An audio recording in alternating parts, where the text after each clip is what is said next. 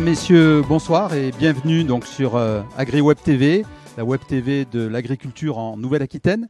Merci d'avoir répondu donc à l'invitation des jeunes agriculteurs de Nouvelle-Aquitaine pour ce débat consacré à la relation entre agriculture et photovoltaïque. Alors vous allez le voir, beaucoup de questionnements, voire d'inquiétudes posées donc par la nécessaire protection des sols agricoles, qui sont objets de convoitises croissantes liées au développement du nombre de projets d'installation au sol. Beaucoup d'interrogations et d'espérances aussi autour du concept innovant d'agrivoltaïsme qui pourrait déboucher, vous allez le voir, sur des solutions gagnant-gagnant pour l'ensemble des parties prenantes. Alors la relation agriculture et photovoltaïque peut-elle être une relation d'avenir? Voilà en substance donc la question à laquelle nous allons tenter de répondre donc, avec nos invités du soir. Nous sommes ensemble pour 1h30, 90 minutes, jusque vers 19h. Je vous précise donc que tout au long de nos échanges, vous aurez tout loisir de poser vos questions en direct par SMS au numéro qui s'affiche, le 06 44 63 07 14. Nous nous réserverons une quinzaine de minutes en fin de débat afin d'y répondre. Alors pour structurer notre propos et nourrir la réflexion collective, je vous propose donc d'organiser le débat autour de 3 séquences. Une première pour essayer d'identifier ce que sont les enjeux de la protection des espaces agricoles et voir comment l'agriculture pourrait également donc s'inscrire de manière durable dans la protection d'énergies renouvelables. Une seconde séquence également pour mesurer les potentiels et les conditions de développement de l'énergie photovoltaïque par l'agriculture. Et une troisième, enfin, pour évoquer et tenter d'appréhender en quoi le concept d'agrivoltaïsme pourrait constituer la solution, avec un grand S, pour une relation durable et dynamique entre agriculture et photovoltaïque. Alors pour en débattre, nous avons le plaisir d'accueillir ce soir Jean-Marc Camarata, qui est directeur de la communauté de communes Albry Communauté en Lot-et-Garonne, Xavier Daval, qui est vice-président du syndicat national des énergies renouvelables, en charge du solaire, faut-il le préciser. Antoine Nogier, président de la société Sunagri, société pionnière, vous le verrez, dans le développement de l'agrivoltaïsme. Nicolas Tonnet, expert énergie et innovation au sein de l'ADEME, l'Agence de l'environnement et de la maîtrise de l'énergie.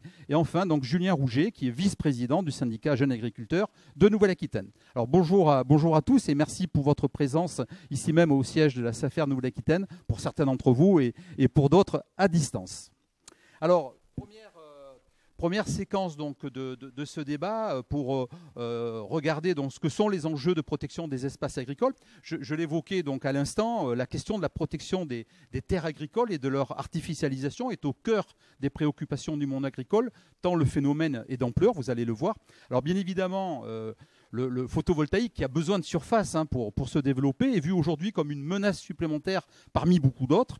Et pour tenter donc d'y voir clair et avant d'engager le débat avec nos invités, je vous propose d'entendre Édouard Bordelais de la SAFER Nouvelle-Aquitaine qui va nous présenter un état des lieux national avec un focus sur la Nouvelle-Aquitaine, dont je rappelle cette région Nouvelle-Aquitaine qui est la première région d'Europe en termes de surface agricole. Édouard Bordelais, donc si vous voulez bien, je vous laisse la parole pour quelques minutes pour nous faire un petit peu cet état des lieux, puis ensuite on engagera le débat. Bonsoir à tous. Alors effectivement, il m'incombe ce soir de vous présenter l'état des lieux de l'artificialisation en France des espaces agricoles, naturels et forestiers. Vous devez avoir la slide qui s'affiche. Le focus qu'on souhaite effectivement donner à cette intervention, c'est centré sur le zéro artificialisation nette, donc cette nouvelle notion qui est arrivée depuis quelque temps et qui est d'actualité. Vous allez voir que le compte n'y est pas. On souhaite effectivement renforcer ces moyens de protection des espaces agricoles, naturels et forestiers pour tendre vers plus de sobriété foncière. Donc sur la diapo suivante, vous allez voir effectivement, alors dès qu'on parle d'artificialisation au niveau français, il y a 2 indicateurs qui sont utilisés. Le premier, donc, c'est l'observatoire de l'artificialisation qui est piloté par le CEREMA. Donc c'est un indicateur qui est établi à partir des fichiers du cadastre qui sont mis à jour annuellement, qui permettent d'identifier les parcelles qui sont au niveau du cadastre en nature de terre, en nature de pré, qui vont changer de nature cadastrale pour permuter vers un usage urbain ou urbanisé ou urbanisable. Et donc vous allez voir sur la slide suivante qu'effectivement il y a bien une baisse de cette importante de la consommation passée qui est réalisée. Donc c'est vraiment ce qui est officiellement, on va dire, artificialisé aujourd'hui. Et puis à l'inverse, le deuxième indicateur qui est utilisé, donc c'est celui de la SAFER, le marché qu'on appelle de l'urbanisation. Donc c'est un des segments des marchés fonciers ruraux qui lui est établi à partir des projets de vente de biens destinés à être urbanisés. Donc c'est finalement la consommation d'espace à venir, les ventes qui vont permettre des projets d'urbanisation. Alors quelques chiffres pour voilà un peu situer le débat. Donc sur ce graphique, vous voyez tout d'abord la première courbe, la courbe marron-rouge, donc la consommation annuelle des espaces agricoles, naturels et forestiers. Donc ça, c'est la donnée du CEREMA. Une courbe que vous voyez vraiment en baisse depuis une dizaine d'années. Un indicateur qui est aussi récent, on le voit, ça remonte que jusqu'à 2010, mais avec toujours une légère remontée des chiffres, et d'ailleurs un chiffre aussi avec un décalage par rapport au nôtre, parce on va jusqu'à 2019 avec des chiffres, vous allez le voir, qui se situent aux alentours de 22 000, 23 000 hectares artificialisés donc chaque année. Donc ça, c'est vraiment le chiffre clé à retenir. Ensuite, la courbe verte, donc ça correspond donc au chiffre SAFER, les surfaces du marché de l'urbanisation qui vont être artificialisées. Donc là, on voit nettement un décrochage de la consommation d'espace, donc ce qui est vraiment intéressant. Entre 2018 et 2020, vous allez le voir, une forte baisse accentuée par le Covid, clairement. Et la troisième courbe en orange, donc c'est l'augmentation des surfaces cadastrées en nature cadastrale urbaine. Donc ça, c'est une donnée aussi SAFER qui permet de tendre vers le chiffre du CEREMA et qui confirme que la baisse est vraiment engagée. Petit focus Nouvelle-Aquitaine, donc 16% du marché de l'urbanisation provient de Nouvelle-Aquitaine au niveau national, donc ce qui est aussi intéressant comme chiffre. Deux chiffres à retenir au niveau de la consommation d'espace. Le niveau est toujours très élevé. 22 900 hectares consommés en 2019 d'après le CEREMA, 27 200 hectares vendus en 2020, donc ça c'est la donnée SAFER. Ce qui se traduit par la disparition d'un département tous les 14 ans actuellement en France. Vous avez peut-être des chiffres où on parlait d'un département qui disparaissait tous les 7 ans, 10 ans. Donc là, on se projetait à l'horizon 2008. Depuis la crise financière, on est passé d'un département qui disparaît tous les 7 ans à un département qui disparaît tous les 14 ans. On va dire une diminution par 2 de l'artificialisation de l'espace. En Nouvelle-Aquitaine, donc petit focus, 2785 hectares en 2020, donc de vendus vers de l'urbanisation, ce que soit une baisse de 7 hectares par rapport à 2019, et soit aussi une baisse de 1000 hectares par rapport à 2018. Donc ça, c'est vraiment un chiffre important qui montre finalement ces efforts quand même de sobriété foncière collectif.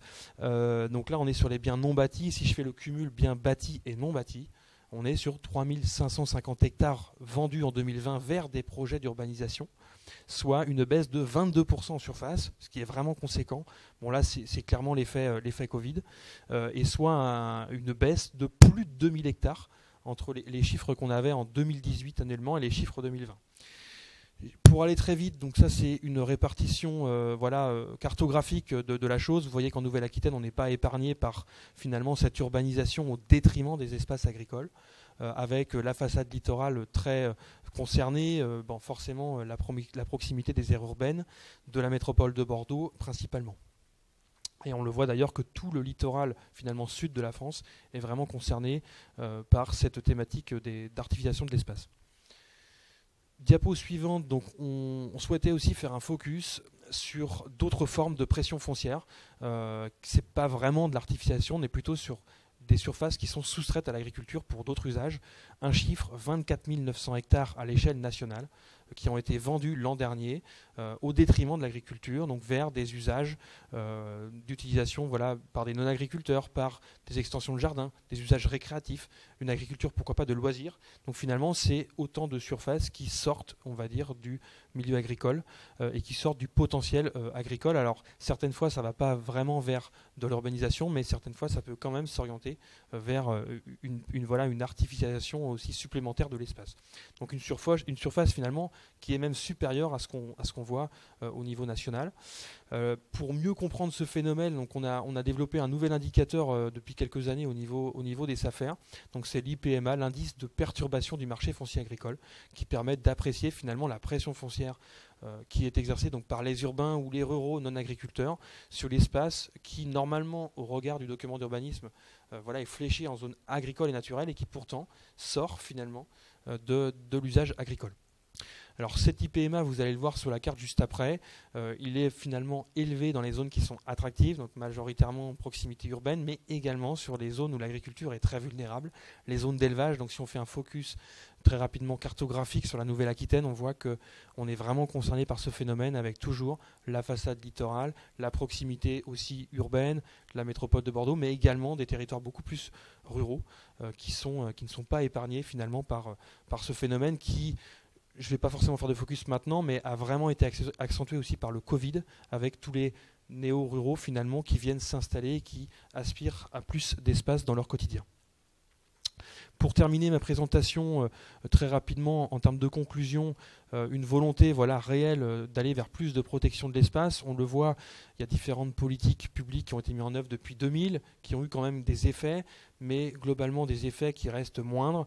La véritable, on va dire, explication, c'est surtout les crises. On le voit, crise financière de 2008 qui a vraiment créé un décrochage de cette urbanisation, et également la crise sanitaire de 2020 qui vient renforcer finalement cet indicateur.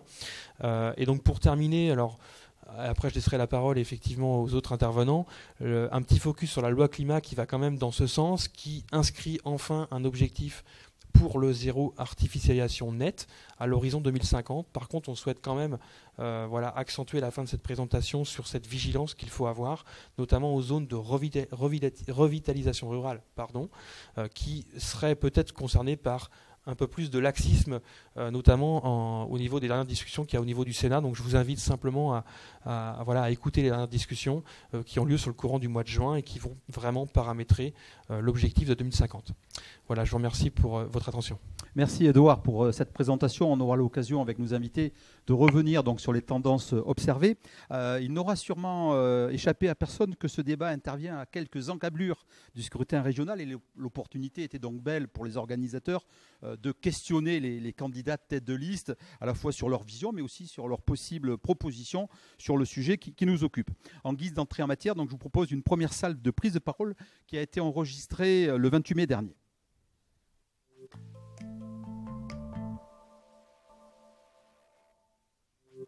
Le rôle de l'agriculture, c'est avant tout de produire de l'alimentation, une alimentation certes de qualité, avant de produire de l'énergie. Après, on peut concilier les deux, notamment mettre du photovoltaïque sur des toitures.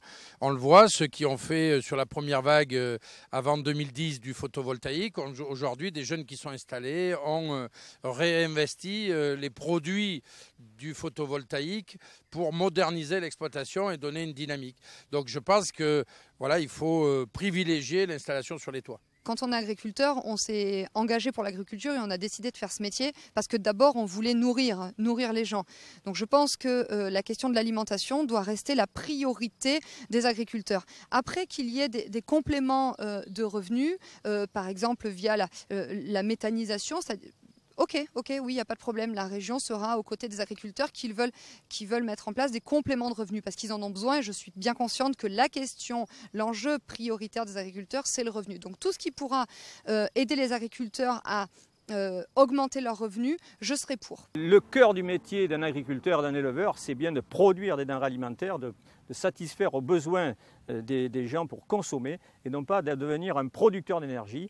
À la limite, ce que je peux comprendre, c'est de l'autoconsommation pour faire diminuer les coûts de revient de l'agriculteur. On peut très bien aussi envisager un peu de méthanisation dans certains circuits particuliers, mais le cœur et le métier d'un agriculteur, c'est de produire des denrées. Le premier rôle, c'est bien entendu de produire de l'alimentation, humaine ou animale pour les éleveurs, d'essayer de se diversifier le plus possible, de gagner en valeur, de gagner en prix, donc de gagner un revenu pour les agriculteurs. Mais le problème énergétique est un problème intéressant, comme l'a été d'une certaine manière le tourisme à la ferme, les tables d'hôtes à un moment donné, un complément de revenu. Et je pense qu'il faut que nous ayons ça pour attirer des jeunes et pour stabiliser le monde agricole. Le rôle premier de l'agriculture, c'est de produire de l'alimentation et même, je dirais plus, il faut que nous allions vers une souveraineté alimentaire la plus large possible. Mais l'agriculteur, il a des effluents, il a des déchets végétaux. Et moi, je souhaiterais qu'à l'instar de certains pays, par exemple l'Allemagne, qui travaille là-dessus depuis 20 ans, qui a organisé des petits méthaniseurs par exploitation qui sont très pertinentes, eh bien, que l'on puisse produire du biogaz, que l'on puisse produire de l'électricité à partir de ces effluents et de ces produits végétaux. Et l'enjeu, il est majeur pour l'agriculture et le revenu des agriculteurs, et il est majeur aussi pour l'environnement. Évidemment, produire de l'alimentation, c'est le rôle premier de l'agriculture. D'ailleurs, il faut qu'on vise dans les prochaines années une souveraineté alimentaire pour notre région. Il faut relocaliser notre production alimentaire et nourrir les Néo-Aquitains. On est la première région agricole d'Europe, on doit viser la souveraineté alimentaire. Après, évidemment, il peut y avoir une part de l'agriculture, si elle ne rentre pas en concurrence avec la production alimentaire, qui peut participer à la production énergétique. Évidemment, la méthanisation est un exemple par exemple, mais la priorité, c'est bien la production alimentaire et viser la souveraineté et l'alimentation des populations locales. C'est ça le rôle premier de l'agriculture et il ne faut surtout pas sortir de cette priorité. Julien Rouget, bonsoir. Bonsoir. Je rappelle à notre assistance que vous êtes agriculteur en Charente-Maritime et par ailleurs donc vice-président du syndicat Jeunes Agriculteurs en Nouvelle-Aquitaine en charge des questions foncières. Première question simple, Julien, qu'est-ce qui vous a conduit à organiser ce débat ce soir ? Alors nous avons organisé ce débat ce soir parce que c'est vraiment un sujet d'actualité. L'agriculture, mais aussi le photovoltaïque, les énergies renouvelables. Et on trouvait qu'il était important de pouvoir faire un webinaire qui associe aussi le grand public, les consommateurs, avec des experts dans le domaine, pour essayer de casser un petit peu les clichés et de remettre les faits à leur place et d'expliquer aussi ce qu'est l'agrivoltaïsme, une notion qui est très peu connue. Même dans le monde agricole, on n'avait pas jusqu'à ce jour de définition claire. Donc c'était pour nous important de pouvoir se poser, de débattre sereinement sur le sujet. Alors vous avez entendu comme moi la présentation d'Édouard Bordelais de la SAFER Nouvelle-Aquitaine. Très clairement, il nous dit le compte n'y est pas s'agissant de la question, en tout cas de l'objectif affiché par les pouvoirs publics du zéro artificialisation nette d'ici 2050. 3500 hectares qui sont encore partis en Nouvelle-Aquitaine en 2020. Est-ce que c'est tenable cet objectif-là finalement d'après vous ? En tout cas, nous on y croit, oui. Il est tenable cet objectif-là à 2050, on y croit vraiment. Et en tout cas, on va tout faire pour. Mais c'est sûr que c'est un vrai objectif. On a vu que la SAFER nous a dit qu'il y avait déjà eu un grand pas de fait. Un département tous les 7 ans, maintenant on est un département tous les 14 ans. C'est pas neutre, c'est quand même très important. Mais on sait que le défi, il reste énorme et on n'y arrivera que si tout le monde se met autour de la table, que si tout le monde joue le jeu et fait des efforts. Mais oui, on y croit. Alors, vous avez entendu, comme nous tous, la belle unanimité affichée par les candidats donc, au régional. En substance, ils nous disent, moi c'est ce que j'ai retenu, priorité absolue à la fonction nourricière de l'agriculture. S'agissant de l'évolution donc, possible, et c'est ça qu'on essaie d'éclairer ce soir entre agriculture et photovoltaïque, quels sont selon vous les enjeux qu'il faut prendre en compte pour l'agriculture et le photovoltaïque ? Alors les premiers enjeux, c'est déjà la souveraineté alimentaire. On l'a dit, on le rappelle et on le rappellera jamais assez souvent, les terres agricoles, c'est fait pour produire l'alimentation dont on a besoin pour assurer la souveraineté alimentaire déjà de notre pays, à notre échelle. Et de Nouvelle-Aquitaine pour ce qui nous concerne aussi ce soir. Donc ça reste une donnée qu'on doit prendre en compte et qui doit rester dans nos têtes à tous les instants. Mais il y a aussi d'autres aspects. On est en capacité, de par les surfaces qui sont à notre disposition sur nos exploitations agricoles, notamment les bâtiments, on l'abordera plus tard dans ce webinaire, on a une capacité à pouvoir produire aussi de l'énergie. On a ce potentiel-là. Donc la question est, est-ce qu'on veut le valoriser ou pas ? Moi, je pense que oui. Notre syndicat pense que oui. On a des possibilités, on a un potentiel en termes de surface, mais on a aussi un potentiel en termes d'effluents. D'effluents d'élevage notamment qui peuvent aider à la production d'énergie sur la méthanisation notamment. Donc on a tous ces enjeux de production d'énergie renouvelable versus souveraineté alimentaire. Et il faut essayer que la production d'énergie renouvelable ne vienne pas en concurrence avec cette souveraineté alimentaire et cette consommation de foncier. Priorité réaffirmée donc à la fonction nourricière de l'agriculture. Merci Julien pour ces premiers mots. Xavier Daval, bonsoir. Je rappelle à nos auditeurs que vous représentez le syndicat national des énergies renouvelables, que vous êtes en charge au sein de cette organisation du solaire. Un mot peut-être en quelques mots justement la présentation de ce syndicat pour que nos auditeurs situent bien quelle est votre organisation. Pensez à votre micro. Il faut juste rallumer le micro et ça va fonctionner.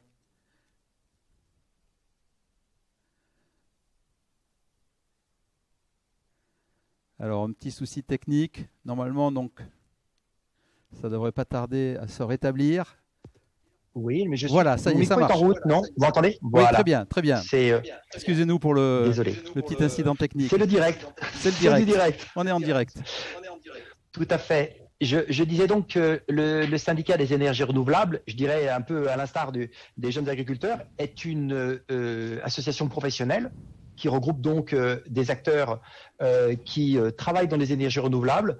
On y retrouve bien sûr des grands énergéticiens comme sont les entreprises que tout le monde connaît, EDF, Total, Engie et d'autres. Et puis des entreprises de taille intermédiaire ou des entreprises plus petites comme la mienne, puisque moi je suis chef d'entreprise d'un cabinet d'expertise technique qui agit dans le solaire.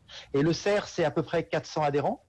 Et qui couvre 5 énergies différentes, donc l'éolien, le solaire, on a parlé de la biomasse, on a parlé des énergies marines, de l'hydro, etc., etc. Et puis un certain nombre de fonctions transverses, comme les réseaux électriques, comme le stockage, etc., qui, bien évidemment, impliquent les différentes énergies.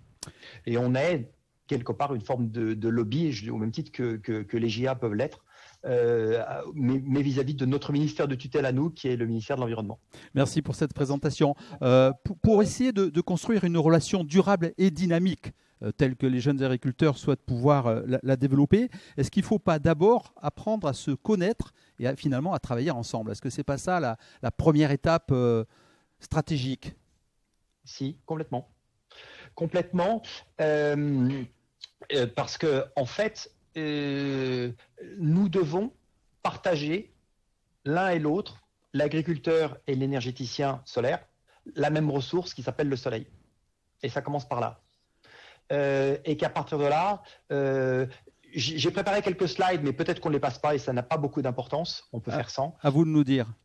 Non, mais c'est pas. Et je vais être dans le désordre et après ça va être peut-être compliqué, mais alors on essaye de passer les slides si on peut avancer. Allez-y. Voilà, c'est bon. Ça sont les enjeux, mais j'ai pas besoin d'expliquer les enjeux. Je pense que vous les connaissez aussi bien que nous. On doit avant tout nourrir une planète croissante, avec malheureusement une planète qui est de plus en plus en mauvais état. C'est pas moi qui le dis, ce sont les plus grands experts de la FAO qui le disent. Donc, on laissera nos auditeurs apprécier. Peut-être on passe au slide suivant. Voilà, je voulais en redire là, il y a un grand philosophe qui nous a aidé à comprendre un peu comment fonctionne l'être humain, c'est Maslow, et qui a déterminé qu'on raisonnait par couche. Et il faut d'abord satisfaire la couche 1 avant de toucher la couche 2, etc. etc. Et la couche 1, c'est la couche physiologique. Tous les jours, il faut manger, dormir. Les agriculteurs travaillent dans ce niveau-là.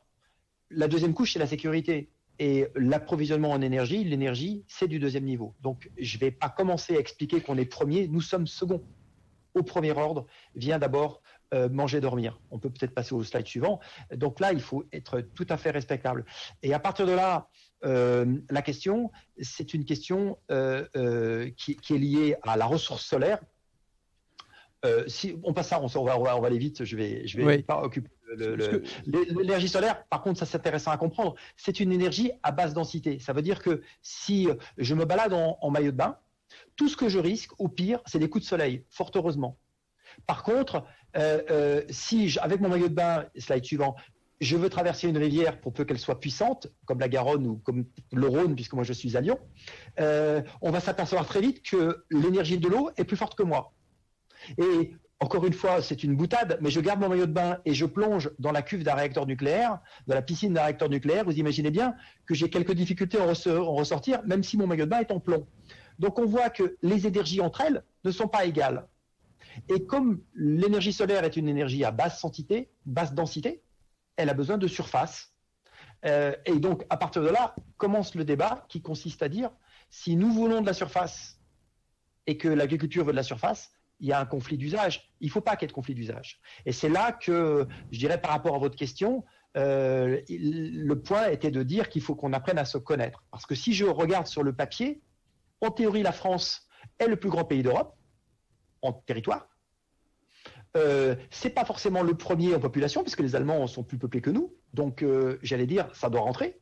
Si j'arrive au slide suivant, on peut regarder la problématique de la densité de population, et on s'aperçoit très vite que, hormis la région parisienne, la France est plutôt un pays à faible densité. Donc, sur le papier, tout va bien. Mais ça serait une analyse, je dirais, livresque, et qu'il ne faut pas pousser. Donc, il faut vraiment qu'on regarde avec qui on travaille et où on travaille. Peut-être le slide suivant pour terminer, parce qu'aujourd'hui, on nous annonce qu'en France, il n'y a pas de place. Donc, si on regarde pourquoi, on s'aperçoit, slide suivant, s'il vous plaît. Allez-y encore, pardon. Allez-y encore. Je vais rester plutôt là. Pourquoi? Parce qu'en fait, on a classé les territoires. Et donc, à partir de là, il y a des sols artificiels qui comptent pour 9%. Et puis, des territoires, des sols qui sont classés comme forestiers, et ça correspond à 40% du territoire national, et 51% des territoires de notre pays sont classés comme agricoles. Et c'est vrai que pour nous, énergéticiens qui avons besoin de territoires, on nous renvoie dans les 9% parce qu'on pense tout de suite toiture, etc. Et bien évidemment, il faut qu'on les fasse. Mais quelque part, ça revient à demander à la France de jouer sa partition dans la transition énergétique, s'il vous plaît, clic, mais ça revient non pas à jouer à domicile, mais à jouer en Slovaquie, parce qu'on réduit le territoire accessible aux 9%. Et là, à partir de là, on arrive dans le débat avec vous, et c'est un débat que je veux avoir avec vous, c'est de dire, il faut qu'on apprenne à se connaître pour savoir est-ce qu'on peut travailler ensemble. Et nous n'avons pas la réponse, parce que ce que je veux d'abord dire, c'est que nous, notre métier, c'est un métier d'énergéticien. Donc on sait fabriquer de l'énergie. Et si on doit le faire avec vous, il faut qu'on définisse comment est-ce qu'avec le monde agricole, on comprend les règles du jeu de ce terrain sur lequel on veut rentrer. Et précisément, donc, vous évoquiez les enjeux de la transition énergétique. Pour vous, aujourd'hui, il y a compatibilité entre les enjeux de cette transition énergétique et celle donc, de la souveraineté alimentaire. Parce que finalement, là, il y a deux enjeux de transition qui cohabitent et qui doivent trouver... Qui ne doivent pas s'opposer, en tout cas. Et c'est là, et j'ouvre déjà la porte à mon ami Antoine Nogier qui présentera bien mieux que moi ce sujet, mais c'est là aussi nous sommes intelligents. Cherchons à créer des systèmes qui s'additionnent, et j'allais dire qui font plus, plutôt que des systèmes qui s'opposent et qui retirent à l'un au bénéfice de l'autre. Ok, c'est bien compris. En tout cas, la transition, elle est démarrée. Nous avons besoin de la faire et nous avons besoin de réfléchir intelligemment à comment décarboner cette transition énergétique, comment donner à la France une chance aussi d'y participer, c'est-à-dire en inventant des solutions techniques que nous pouvons utiliser chez nous et que nous pourrons utiliser ailleurs. Merci Xavier Daval pour cette première intervention. Antoine Nogier, précisément, bonsoir. Je rappelle que vous présidez donc la société Sunagri, pionnière donc, dans le développement du concept d'agrivoltaïsme dynamique. J'aurai le plaisir de vous faire préciser ce concept un petit peu plus loin dans le débat. Auparavant, j'aimerais que vous puissiez nous indiquer en quoi, selon vous, il est urgent maintenant de penser l'adaptation de l'agriculture aux effets du changement climatique. Alors, les effets... on a parlé de la menace de l'artificialisation tout à l'heure, mais s'ajoute une menace supplémentaire à l'agriculture qui est les changements climatiques, qui menacent 10, 15, 20% selon l'ampleur des changements climatiques de la production de la planète. Et malheureusement, je voudrais juste un tout petit peu élargir le débat. On parle de souveraineté alimentaire, mais en réalité, il faut le regarder à l'échelle de la planète. Parce que si vous arrivez à produire assez de nourriture pour votre pays, mais que les pays voisins n'y arrivent pas, il y a fort à parier que ça va se traduire par des conflits et que ceux qui n'auront pas à manger viendront chercher la nourriture là où elle se trouve. Et donc, il faut vraiment raisonner de façon globale. Et il y a un problème d'équation, il peut y avoir des problèmes d'équation nationale, mais aussi globale. Et dans ce contexte-là, il va falloir produire 56% de plus, je crois, d'ici 2050, entre 2010 et 2050 de nourriture sur la planète, avec moins de terres, des terres de plus en plus artificialisées ou dégradées, et puis avec des changements climatiques qui menacent peu ou prou 10, 15, 20% de la production. Donc l'équation est vraiment considérable. Il faut changer nos modes de consommation, très certainement, etc. Je ne vais pas m'étendre sur le sujet, mais s'agissant de l'adaptation, aujourd'hui, quand on plante un arbre, quand on fait une décision d'investissement dans l'agriculture, c'est pour, en général, des dizaines d'années. C'est pour un verger, ça se plante minimum sur 15 ans, une vigne, ça se plante sur 30 ans, mais même une décision d'investissement, quand vous achetez une machine agricole, même si c'est pour de la grande culture, vous l'achetez, vous allez l'amortir sur des durées assez longues.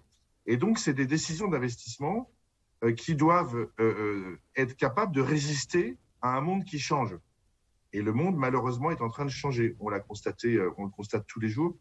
On a constaté les dégâts du gel il y a quelques semaines. Les 2 derniers étés, on avait des canicules. On va voir si on en a cette année, je n'en sais rien. Mais on voit que le monde change beaucoup et l'agriculture doit pouvoir s'adapter, doit pouvoir rester résiliente. Donc cette résilience de l'agriculture, c'est un enjeu additionnel qui s'ajoute à cette terre malheureusement dégradée que nous sommes en train de laisser aux générations futures. Donc si je vous comprends bien, Antoine Nogier, au-delà de l'enjeu, de la problématique, de l'artificialisation des sols, la protection de notre capacité à produire doit aussi intégrer celle de la protection agroclimatique. Exactement. On doit pouvoir s'adapter au climat et c'est d'ailleurs un des prismes, une des réponses que l'agrivoltaïsme peut offrir, c'est de la protection agroclimatique qui permet finalement de maintenir en fait la capacité productive des sols, voire l'augmenter, tout en produisant de l'énergie, mais on y viendra juste après. On va y revenir tout de suite. Merci pour ces premiers mots. Nicolas Tonnet, bonsoir. Vous êtes expert énergie donc, au sein du service forêt, alimentation et bioéconomie de l'ADEME, l'Agence de l'environnement et de la maîtrise de l'énergie. Quelles sont selon vous les conditions à réunir pour que le développement de la production d'énergie renouvelable par les agriculteurs puisse constituer une réelle opportunité peut-être de diversification, mais aussi de sécurisation pour l'agriculture et pour le revenu des agriculteurs? Il y a différents éléments et que l'on doit retrouver à différentes échelles. Le premier, c'est que, on l'a vu, c'est une opportunité pour les agriculteurs, c'est une opportunité pour que ça puisse créer un revenu complémentaire. Beaucoup de candidats en parlent. Pour ça, déjà, il faut que dans les projets, en tout cas, de systèmes photovoltaïques sur terrain agricole, il faut que l'exploitant agricole soit associé, soit partie prenante et puisse, en tout cas, bénéficier éventuellement de la valeur ajoutée qui pourrait être créée à partir de ces éléments-là. Donc ça, c'est un premier point. Deuxième point, c'est que, après, on en parlera un petit peu après, notamment dans la définition de l'agrivoltaïsme, c'est que ces projets-là, ils puissent s'intégrer dans les pratiques agricoles, dans leurs pratiques au sein des exploitations agricoles et éventuellement puissent répondre à un besoin qu'ils ont, soit au niveau de leur bâtiment, soit au niveau de leurs techniques qu'ils utilisent, soit de répondre, comme disait à l'instant Antoine Nogier, de répondre en tout cas à une problématique agronomique ou zootechnique qui pourrait apparaître soit maintenant à court, moyen ou long terme. Donc ça, ce sont des éléments qui sont importants d'avoir en tête et que dans ces différents projets, ils puissent accompagner en tout cas un réel projet agricole et que, comme le disaient encore une fois certains intervenants précédents, qu'il n'y ait pas une trop grande dérive, en tout cas entre la production agricole et puis la production énergétique, mais que réellement ces projets-là viennent s'inscrire dans une diversification ou une modification en tout cas des pratiques. On parlait tout à l'heure aussi de la méthanisation. La méthanisation, de la même façon, il y a différents schémas qui peuvent exister. On se rend compte que certains schémas sont très intéressants parce que permettent aussi de faire évoluer les pratiques et sont un vrai levier pour introduire de nouvelles pratiques d'agroécologie dans les exploitations. Encore faut-il respecter un certain nombre de critères pour éviter toute dérive qu'il pourrait y avoir, parce que dans tout système, toute dérive est envisageable en tout cas. En tout cas, priorité aux projets agricoles pour espérer développer de manière durable la production d'énergie renouvelable par les agriculteurs. exactement, sachant que les agriculteurs sont déjà bien, on en parlera peut-être un petit peu tout à l'heure, mais sont déjà bien impliqués là-dedans. On avait sorti déjà des chiffres il y a quelques années pour montrer en quoi le photovoltaïque au sein des exploitations agricoles était une réalité. Et plus de 15% en tout cas du photovoltaïque se faisait au sein des exploitations agricoles, alors majoritairement sur des bâtiments, mais aussi sur d'autres systèmes dont je parlerai un petit peu tout à l'heure. Donc ils sont déjà impliqués, il faut voir effectivement comment cette tendance-là peut perdurer au vu des objectifs de développement du photovoltaïque qui vont se faire. On va y venir. Merci Nicolas pour cette première intervention. Jean-Marc Camarata, bonsoir. Vous dirigez la communauté de communes Albret Communauté en Lot-et-Garonne autour de Nérac, pour celles et ceux qui ne le situeraient pas. Un territoire rural façonné par l'agriculture et une collectivité aujourd'hui très, très engagée dans le développement des énergies renouvelables. Précisément, Monsieur Camarata, est-ce que vous pouvez nous dire ce que sont pour vous les enjeux de développement d'une relation d'avenir entre agriculture et photovoltaïque sur ce territoire de l'Albret en Lot-et-Garonne ? Oui, tout à fait, parce que si j'ai bien écouté tout ce qui a été dit juste avant, je crois que le territoire de l'Albret, résume assez bien effectivement tout ce qui a été dit auparavant, parce que c'est une histoire d'équilibre, d'aménagement sur l'ensemble du territoire qui permettra effectivement d'abord de garder notre première économie qui est l'agriculture, parce qu'on a un territoire rural d'une superficie qui fait à peu près 50 par 60 km, avec une faible densité de population, puisque nous ne sommes que 27 000 habitants. Ce qui veut dire effectivement que nous avons de l'espace, que cet espace-là effectivement est largement exploité par une première économie agricole et que, comme tout ce qui a été dit, effectivement, on a d'abord le souci dans notre territoire de pouvoir produire pour se nourrir. Je vais pas revenir là-dessus. Ensuite, nous sommes un territoire qui est territoire à énergie positive. À savoir effectivement qu'on s'est inscrit dans la démarche qui permettrait d'atteindre une certaine autonomie énergétique à l'horizon 2030. On est sur un créneau de création de 160 mégas à l'horizon 2030. Et il s'avère effectivement que les dernières courbes que l'on peut observer montrent qu'on va aller peut-être beaucoup plus vite que les objectifs que nous sommes fixés. Pourquoi ? Parce que, comme je le disais tout à l'heure, on est sur une question d'équilibre d'aménagement. On est sur des terres naturelles, on est sur des terres agricoles. On a la possibilité d'abord effectivement de remplir ces objectifs par le photovoltaïque en toiture. Ça, c'est sûr que c'est quelque chose qui marche, qui dérange franchement personne, à moins d'être à proximité de zones répertoriées par les bâtiments de France où ça peut poser quelques problèmes. Et encore, on s'aperçoit effectivement que les choses peuvent évoluer malgré tout.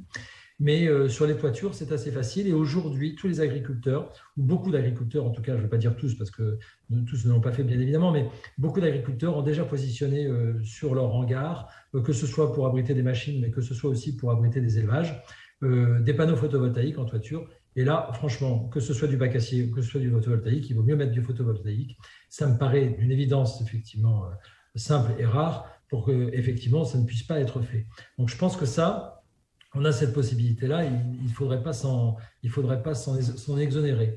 Donc ça c'est important. Et nous d'ailleurs, sur le territoire de l'Albret, nous allons même fournir du panneau photovoltaïque, puisque nous sommes en train de créer une SEM énergie là, qui va voir le jour dans le courant du mois de juin, puisque tout le pacte d'associés est constitué. Et nous allons faire tous les toitures en photovoltaïque des bâtiments publics, qu'ils soient communaux ou intercommunaux. Donc vous voyez qu'on rentre dans une certaine logique. Sur les terres agricoles, ce qui est important sur l'artificialisation des sols, de toute manière, on a un document régional qui s'appelle le SRADET et qui limite effectivement l'artificialisation des sols en essayant de réduire par territoire de 50% la consommation de l'espace. Ça, c'est un objectif effectivement qui est louable. Évidemment, on est tous pour la réduction de la consommation de l'espace foncier. Après, c'est une question d'aménagement et c'est une question d'équilibre. Souvent, je dis que quand on est raisonnable en tout, on peut presque tout faire. Cet équilibre-là, il est important parce qu'il y a un développement de territoire qui permettrait effectivement de subvenir à tous nos besoins de vie quotidienne, bien évidemment, sans pour autant balayer d'un seul trait ou sur une seule idée politique les autres composantes de notre vie quotidienne. Ça, c'est important. Nous travaillons effectivement dans l'équilibre d'aménagement sur des zones naturelles ou sur des zones agricoles sur lesquelles, effectivement, on a repéré avec la Chambre d'agriculture, mais avec la DDT, des faibles impacts environnementaux, Donc on fait attention à ne pas toucher les zones Natura 2000, on fait attention de ne pas toucher effectivement les zones à proximité des rivières que nous gérons également. On fait attention aux SNIEF, on fait attention sur un certain nombre effectivement de critères dont nous nous efforçons de maintenir effectivement l'opportunité ou la réalité d'existence sur notre territoire. Ça, c'est important aussi. En revanche, effectivement, on a des demandes assez régulières de nos agriculteurs pour avoir effectivement une diversité d'activités et la production d'énergie en est une, qui viennent compléter, comme ça a été très bien dit à la fois par les élus mais par l'ensemble des intervenants, à des compléments de revenus. Et ça on peut se comprendre parce qu'il y a des phénomènes climatiques. On a eu un phénomène de grêle sur les vignes sur Buzet, sur Béise, qui a ravagé effectivement quelques centaines d'hectares de vignes. Et là, quand ça arrive, on est moins ravis, bien évidemment. Un exemple, effectivement, de panneaux photovoltaïques au-dessus d'un certain nombre de cultures peuvent protéger aussi ces cultures par certaines occasions. Il y a des vraies opportunités qui sont à l'appréciation des spécialistes. Je ne vais pas dire qu'il faut le faire parce que moi, je ne suis pas spécialiste. Je suis plutôt un gestionnaire et un aménageur, effectivement, où on essaie de trouver ces bons équilibres-là, vous l'avez compris. Mais on peut comprendre aussi qu'on peut maintenir, pour la production agricole, une certaine constance dans cette production-là pour éviter effectivement que des aléas viennent balayer d'un seul trait ou d'un seul épisode climatique toute une récolte ou toute une saison effectivement de revenus pour les agriculteurs. Monsieur Camarata, vous évoquiez à l'instant la création d'une SEM, une société d'économie mixte. Comment est-ce que vous voyez donc quel est le rôle et la place des collectivités dans le développement du photovoltaïque et des énergies renouvelables d'une manière plus large ? Alors, on a un rôle de chef d'orchestre, tout simplement parce que si, au constat de ce qu'on a pu démarrer en tant que territoire TEPOS, si on écoute effectivement pas mal d'entreprises qui produisent du photovoltaïque, on est sollicité tous les 4 matins et il y a eu une accélération en fait de la réservation de l'espace foncier pour pouvoir effectivement à terme mettre des panneaux photovoltaïques. Nous, on a un territoire rural avec beaucoup de relief, des coteaux et puis beaucoup de patrimoine, de bastides, etc. On ne veut pas dénaturer effectivement la qualité à la fois culturelle, architecturale et paysagère de notre territoire. Donc, c'est pour ça que le côté raisonnable que j'évoquais tout à l'heure s'impose. Mais la SEM, elle a un rôle de médiateur sur lequel, avec une charte solaire et avec une feuille de route, on a pu bâtir quelques règles qui permettaient effectivement à des producteurs d'énergie de s'installer dans des endroits qui sont raisonnables et qui sont bien identifiés. Ceux-là, on les a identifiés. On a un cadastre solaire qui permet effectivement d'identifier les zones les plus propices à la production d'énergie. Mais ce rôle de médiateur-là, c'est important. Et la SEM a vocation effectivement peut-être à promouvoir des petits projets dans une échelle effectivement raisonnable et pas forcément que des grands projets sur lesquels effectivement il faut tout de suite 25 ou 30 hectares de consommation foncière. Merci pour ces propos. Deuxième séquence donc de notre débat, les enjeux du développement du photovoltaïque en agriculture. Xavier Daval, je reviens vers vous. Jean-Marc Camarata, il faisait référence à l'instant. L'État, les régions se sont donné des objectifs de développement des énergies renouvelables. Quelle est la place pour le photovoltaïque dans la feuille de route de la programmation pluriannuelle de l'énergie et du SRADET ? Alors, on a encore le micro qui n'est pas... Oui. Voilà. Là, ça marche ? Ça marche, très bien. Ok. Je disais, merci de poser la question. Déjà, je trouve qu'un point qui est très intéressant, c'est qu'on a eu un double exercice, un exercice national, un exercice régional. Et donc, on voit comment les territoires sont en train de s'approprier la question de l'énergie et comme beaucoup d'autres questions dans une logique de décentralisation. Donc ça, c'est un exercice très intéressant. Et pour avoir participé, alors il se trouve que comme je suis à Lyon, j'ai travaillé sur le SRADET de Lyon plutôt que sur le SRADET de Nouvelle-Aquitaine, mais on a vu comment les idées et les raisonnements et la participation des différents élus et des différentes structures de l'État local ont construit un plan régional à comparer des grandes ambitions nationales et comment ces deux finalement arrivent à s'accoupler et à marcher relativement bien alors qu'elles partent de logiques qui sont différentes. Les ambitions nationales pour le photovoltaïque, parce que c'est l'énergie que je suis par prédilection, sont au niveau national pour 2028 d'atteindre 42 gigawatts, là où au moment où je vous parle, la France est à 11 gigawatts installés. Donc l'ambition elle est énorme parce que dans l'espace de temps qui nous sépare de cet objectif, de cette échéance de 2028, en fait, on a finalement besoin d'accélérer fortement. Et c'est peut-être ce qui va aller en contradiction, ou du moins qui va alimenter notre débat, c'est qu'il est compliqué de changer de volume, de faire du gros volume, si on réserve exclusivement l'installation des panneaux sur des toitures qui, par essence, sont plutôt des petits actifs. Parce que ça voudrait dire qu'il faut en faire beaucoup plus pour, entre guillemets, rattraper. Mais il n'est pas question pour moi de mettre la pression en disant donc c'est une excuse pour. Mais c'est juste d'expliquer que la trajectoire ou l'ambition que la France s'est donnée n'est pas non plus exceptionnelle. À titre d'information, l'Allemagne est déjà quasiment à 60 gigawatts et elle ambitionne pour 2030 d'être à 150. Et nous disons que nous voulons atteindre 40. Et pour atteindre 40, j'imagine que vous avez pu regarder des potentiels de production par territoire, parce que tous les territoires ne sont pas logés à la même enseigne en termes de potentiel solaire. Est-ce que vous avez pu évaluer en surface que sont les besoins d'installation au sol? Parce que c'est le sujet qui nous intéresse directement ce soir. Encore une fois, cet exercice, et c'est toujours pareil, c'est toujours compliqué d'appliquer les grandes règles et de les redescendre à une maille micro, parce que quand on tombe sur le local, bah, on tombe sur, je dirais, on arrive au niveau de la parcelle, on arrive au niveau de tel village, etc. Et la loi des grands nombres marche relativement mal. Mais pour dire de façon un peu simple, l'idée, c'est d'aller vers du 50-50, c'est-à-dire 50% en toiture, 50% au sol. C'est plutôt la logique vers laquelle on va.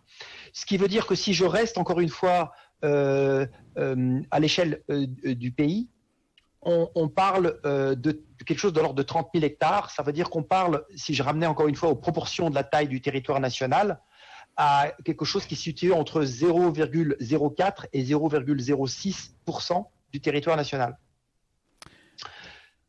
Alors, et ces chiffres veulent tout dire et rien dire, parce qu'on peut dire 0,04 ou 0,06%, c'est un tout petit chiffre. Mais d'un autre côté, parce que vous l'avez très bien compris, et j'imagine que c'est là où vous voulez que je vienne, c'est que les régions du Sud, étant plus attractives parce que plus ensoleillées, sont bien évidemment beaucoup plus convoitées, et je mets le mot entre guillemets parce que clairement, je voudrais vraiment que nous, énergéticiens, ne soyons pas des prédateurs. Donc il est hors de question. Mais il est logique, je dirais, quand on est dans le vrai monde, dans le monde de l'économie, si vous avez le choix entre un territoire à faible ensoleillement et un territoire à fort ensoleillement, il est normal que vous alliez d'abord essayer de conclure le projet qui est à fort ensoleillement. Merci pour ces précisions. Nicolas Tonnet, s'agissant d'avoir une vision claire de ce que peut être la contribution de l'agriculture à la production d'énergie photovoltaïque, quelle est la réalité? De quoi est-ce qu'on parle exactement? Quels sont les systèmes en place et les enjeux qui correspondants? Parce que je vous disais tout à l'heure, les dernières estimations que nous on avait faites sur des données 2015, c'est à peu près juste 15% de l'ensemble du photovoltaïque qui est à l'heure actuelle sur terrain agricole. Là-dedans, on trouve les deux plus grandes familles contributrices. Ce sont, on en a parlé, ce sont le PV sur toiture, sur bâtiment, qui est la plus grosse part. Et puis également aussi les centrales au sol dont on parlait, qui sont également pour une certaine part sur des terrains agricoles. Et puis en parallèle de ça, il y a un certain nombre d'autres familles qui se sont créées ou qui sont en cours de développement. Ce sont les serres photovoltaïques, dans une bien moindre mesure, qui sont apparues dans les années 2010 au gré de certains appels d'offres et certaines opportunités, donc des serres photovoltaïques sur maraîchage, sur horticulture ou sur arboriculture qui sont développées avec plus ou moins de succès. Et puis derrière, d'autres systèmes dont on parlera tout à l'heure également, qui sont en cours de développement ou d'expérimentation, que sont mobiles sur différents types d'exploitation. Les enjeux autour de ces systèmes-là, ils sont assez variés. de par le fait d'un impact qui peut être plus ou moins fort sur les cultures. On le disait tout à l'heure, le PV sur toiture, donc c'est de profiter d'une structure existante dans les exploitations agricoles. C'est des choses qui, évidemment, sont assez ils sont promues au regard des différents bâtiments existants. Les centrales au sol, l'enjeu pour les développeurs, c'est d'aller faire des économies d'échelle. Pour autant, effectivement, de voir à minima qu'il y ait une réelle compatibilité avec une exploitation agricole. Ça, c'est vraiment des choses qui sont importantes de regarder. Ensuite, pour tout ce qui est serre photovoltaïque ou même encore plus ombrière fixe ou mobile, c'est de voir effectivement quelle est la valeur ajoutée de ces structures-là, quel est le service qui pourrait être apporté par ces structures-là, que ce soit pour les différents types de cultures, animales ou végétales. Après, à voir effectivement, pour l'instant, on est sur des zones et des surfaces qui ne sont pas très étendues, beaucoup moins étendues en tout cas que ce qu'on peut. Mais voilà, elles ont ce besoin-là d'être testées, expérimentées, pour bien finaliser, bien comprendre en tout cas quelles sont les énergies d'utilisation qu'il peut avoir et sur quel type de culture, en tout cas, il y a le fort intérêt pour cette installation. Antoine Auger, quand on écoute Nicolas Tonnet à l'instant, j'ai envie de vous dire, est-ce qu'il faut nécessairement considérer le développement du photovoltaïque comme une menace finalement pour les espaces agricoles ? Je crois que le photovoltaïque peut être une menace comme peut être une chance. Ça dépend de la façon dont on le voit. Je vais vous donner quelques exemples. Le mieux, c'est de parler de quelques exemples. Si vous... il y a pour l'agriculture et les agriculteurs, si vous faites des centrales au sol sur 1000 hectares que vous prenez à l'agriculture, vous ferez une transition énergétique très très peu chère. Vous concernerez peut-être 0,1% des agriculteurs qui deviendront rentiers et richissimes. Et par contre, vous aurez la belle affaire. Enfin, est-ce que cette transition aura été juste? Est-ce qu'elle aura été au bénéfice de l'agriculture? Je pense que non. Voilà. Si vous voulez, donc l'agriculture et l'énergie ne doivent pas être ennemis. Ça a déjà été dit par Xavier.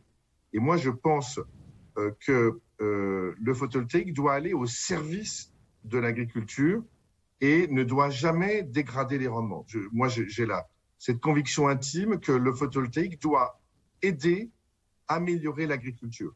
La première utilisation, me semble-t-il, c'est les toitures. J'aime bien donner un chiffre. Si on fait une transition énergétique, si on fait la PPE, il faut faire plus, d'ici 2028, il faut faire plus 30 gigawatts à peu près.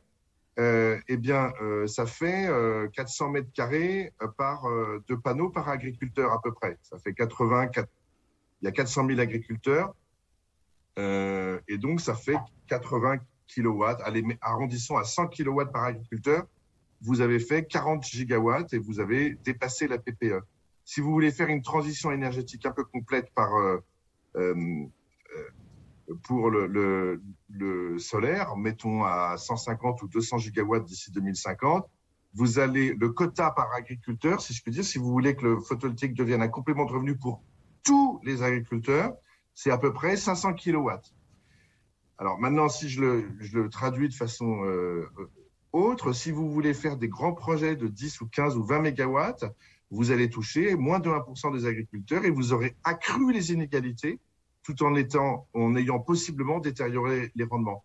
Je crois qu'il faut raisonner à la fois en termes d'amélioration de rendement et de production agricole, de résilience, comme je le disais tout à l'heure, et puis de systèmes de conditions qui seront justes pour le monde agricole, c'est-à-dire cibler en priorité les situations peut-être les plus vulnérables ou celles pour lesquelles il n'y a pas celles pour lesquelles la valeur ajoutée est la plus importante, la valeur ajoutée du photovoltaïque est la plus importante, de l'agrivoltaïsme est la plus importante. Et est-ce qu'il ne va pas falloir partir du principe qu'il va être nécessaire de désoptimiser finalement la production de photovoltaïque pour la rendre compatible avec la production agricole?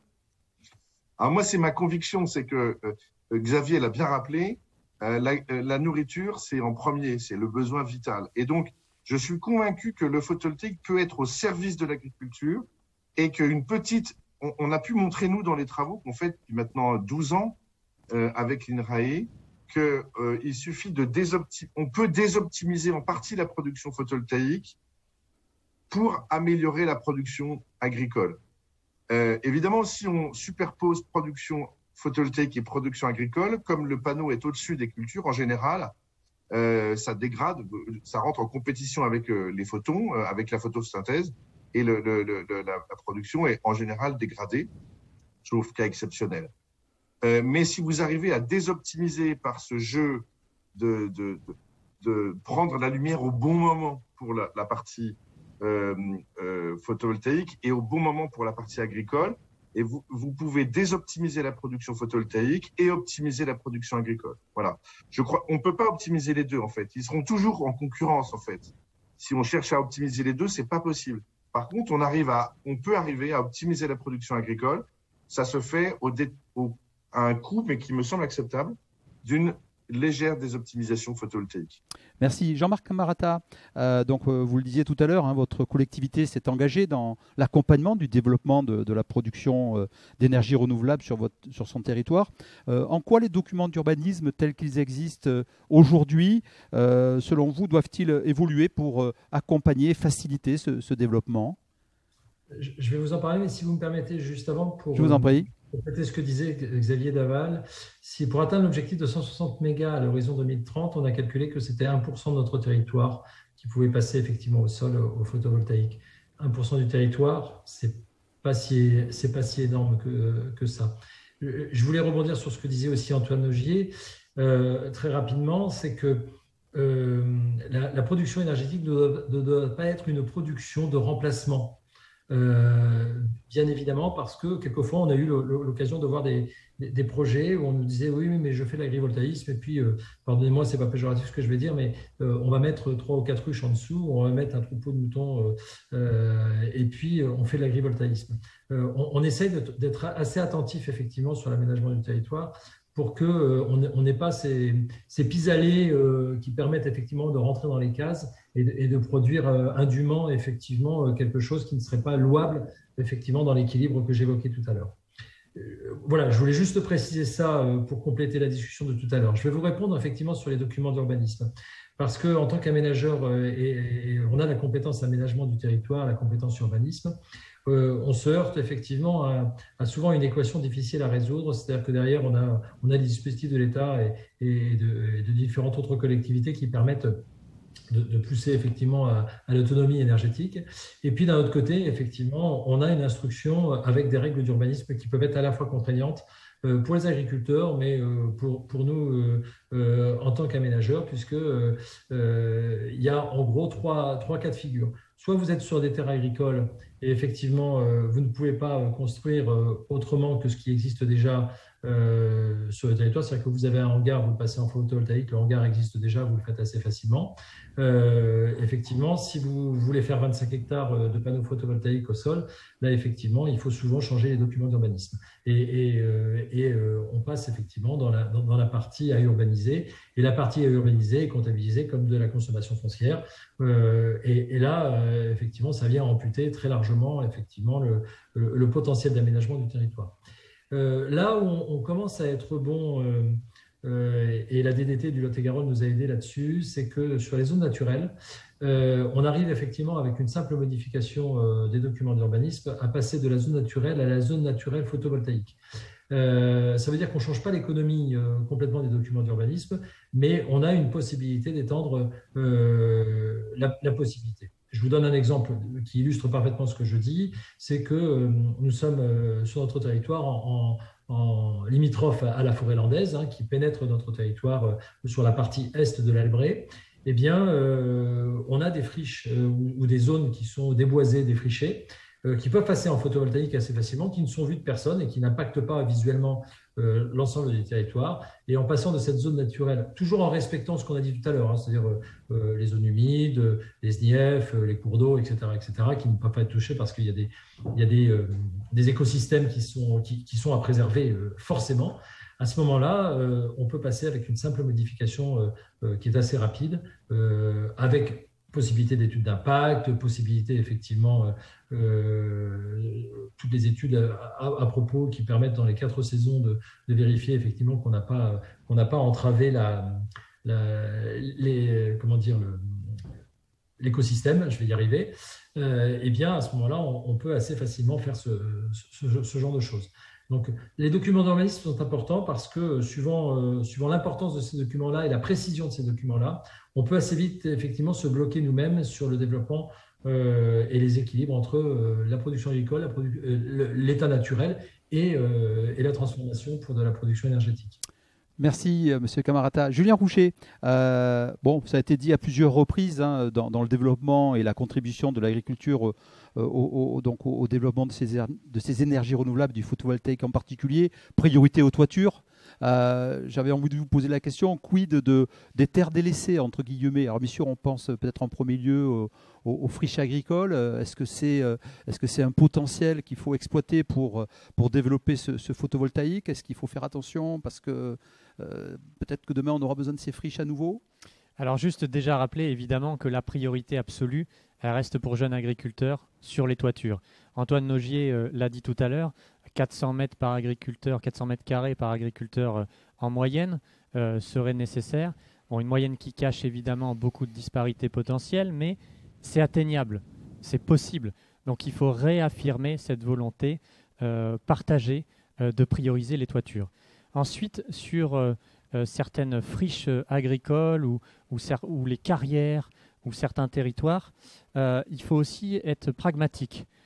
Certaines friches agricoles peuvent retourner à l'agriculture.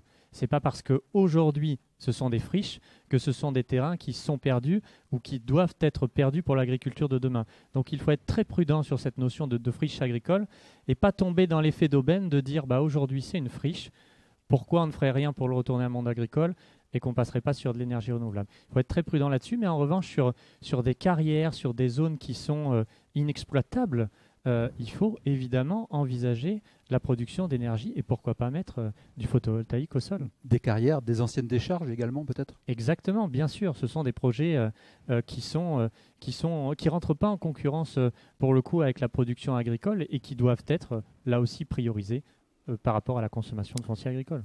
Troisième et dernière séquence de notre débat, donc l'agrivoltaïsme. On a commencé à en parler comme étant peut-être la solution d'avenir. Nicolas Tonnet de l'ADEME, je le rappelle. Question simple et directe. Comment est-ce qu'on peut définir, comment est-ce qu'on peut s'entendre donc, sur une définition de ce concept et de ce néologisme d'agrivoltaïsme? Alors c'est un travail au long cours à faire. On est en train de finaliser justement une étude de façon générale sur les systèmes photovoltaïques sur terrain agricole où on a balayé large pour voir un petit peu ce qui se faisait à l'heure actuelle et puis pour proposer un cadrage de cette définition de l'agrivoltaïsme.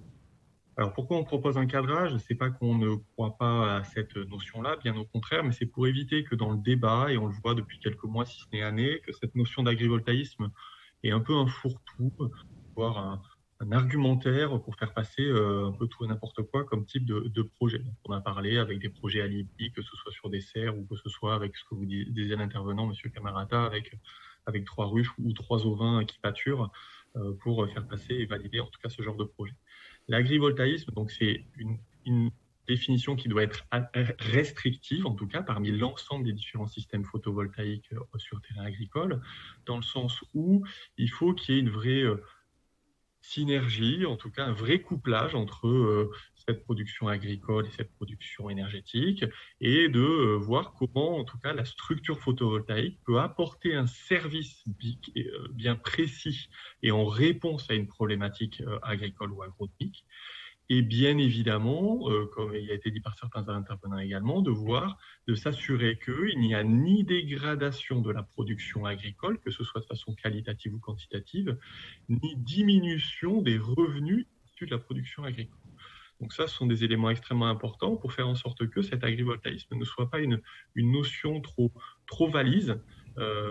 Qui plus est, dans cette notion d'agrivoltaïsme telle qu'on souhaite la pousser, c'est que, pour reprendre les termes que j'avais tout à l'heure, c'est de s'assurer que le projet, en tout cas, que le projet poussé ait une réelle vocation agricole, de s'assurer qu'il y ait une vraie pérennité, en tout cas, du projet agricole tout au long du projet, de s'assurer que les problématiques de réversibilité et d'adéquation avec les dynamiques locales et territoriales sont bien prises en compte, dans le sens où on voit certains projets d'agrivoltaïsme pour lesquels nouvelles productions qui sont mises en œuvre, on peut bien s'assurer que c'est cohérent avec éventuellement des plans d'alimentation territoriaux ou en tout cas avec des filières existantes, et puis de s'intéresser également à tout ce qui est impact sur les sols ou impact sur l'environnement, et de s'assurer que ces projets-là d'agrivoltaïsme, en tout cas, que soient bien vertueux sur ce côté-là. Donc c'est vraiment un maître mot de considérer que cette filière d'agrivoltaïsme, elle reste encore un petit peu, elle n'est pas complètement mature, elle reste encore à être bien précise, bien définie,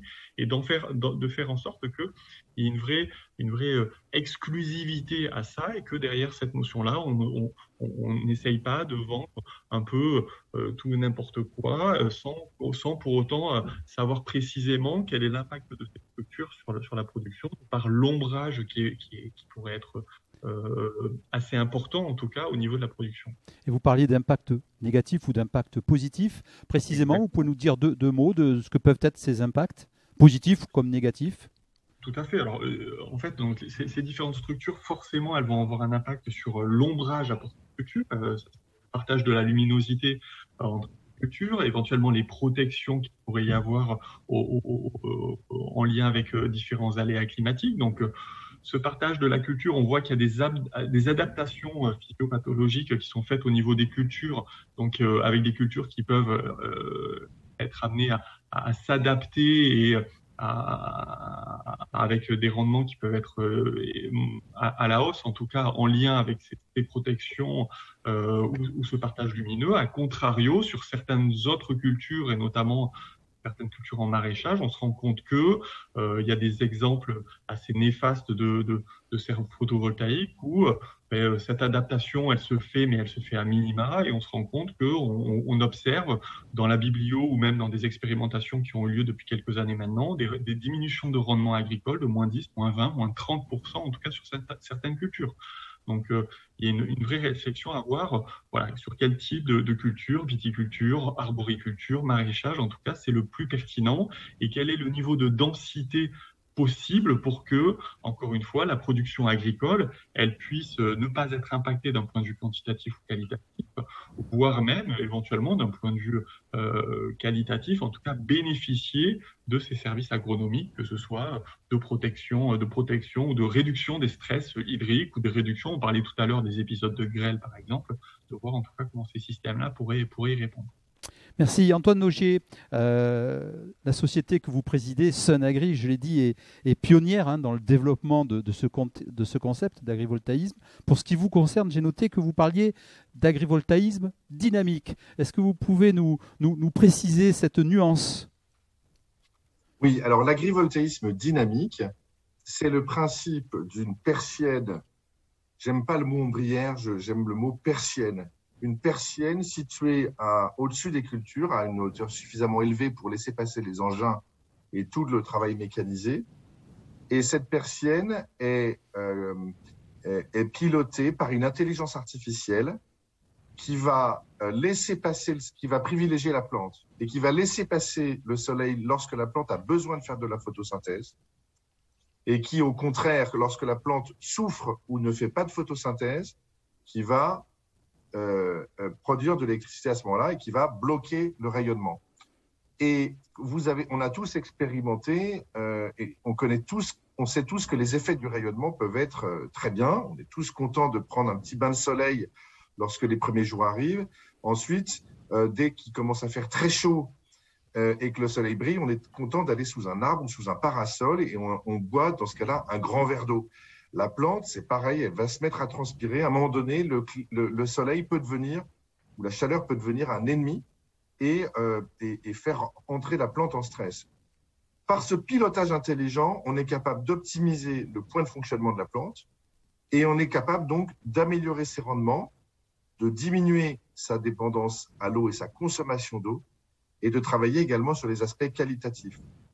Je dois dire qu'on a commencé, on est venu, nous, sur le secteur de l'énergie, puis on est devenu une société de l'agritech, de l'intelligence artificielle.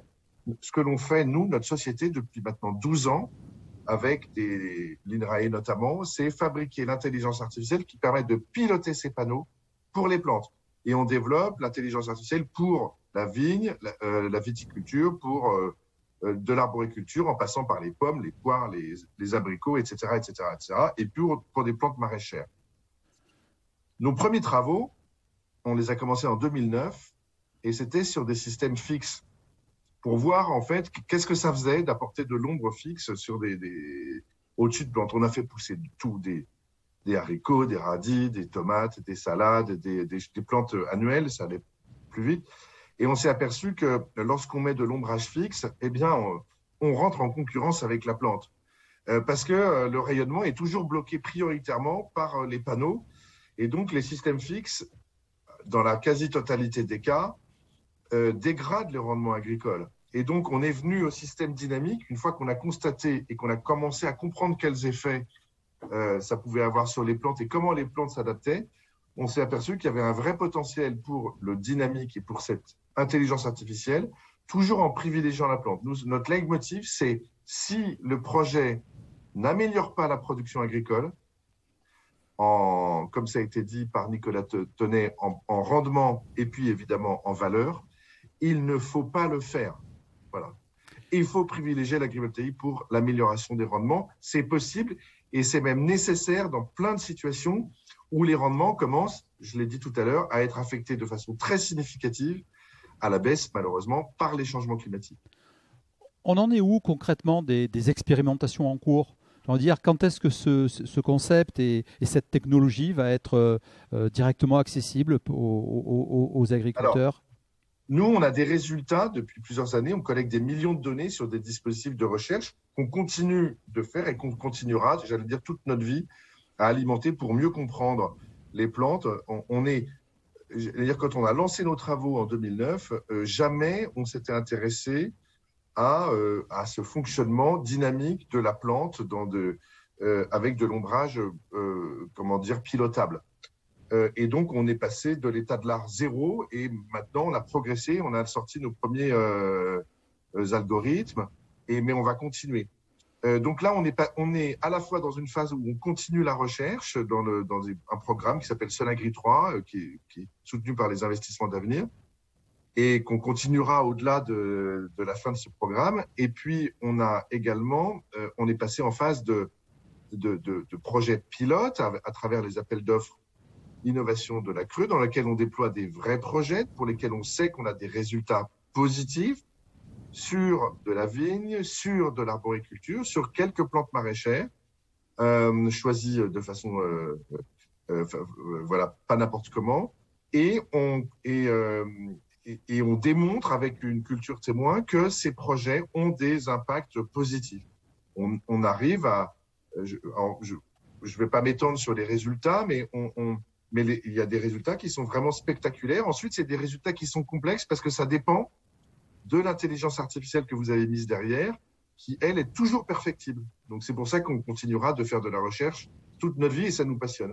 Antoine Nogier, au regard de ce que sont les enjeux de développement du photovoltaïque, au regard de la PPE, et par ailleurs des enjeux, je dirais, de protection agroclimatique pour les cultures, quels critères il va falloir prendre en compte pour établir des priorités ? Est-ce qu'il vaut mieux développer de l'agrivoltaïsme pour faire du parcours d'ombrage pour les animaux ? Est-ce qu'il vaut mieux, en priorité, protéger les cultures qui sont soumises à peut-être des rayonnements de plus en plus puissants ? Ça va être quoi les critères de priorité ? Alors, c'est une excellente question et la réponse, malheureusement, ne fait pas plaisir à tout le monde. Mais je vais vous donner quel est mon sentiment. Je pense qu'il faut prioriser sur l'urgence et puis sur l'efficacité des solutions.